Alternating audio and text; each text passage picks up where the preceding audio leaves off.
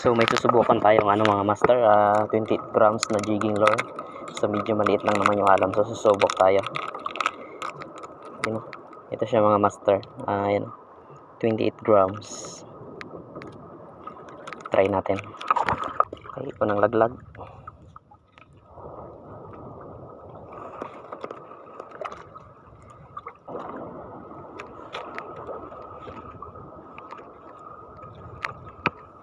Fish on tayo mga master sa ating 28 grams na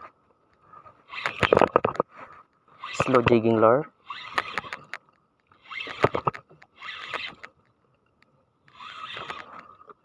Okay, yun.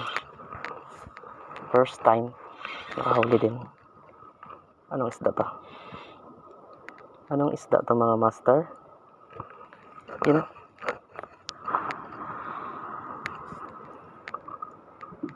So ito po ang huli natin. Isda na to. Uy. Okay ito. Okay. Ayos. Okay.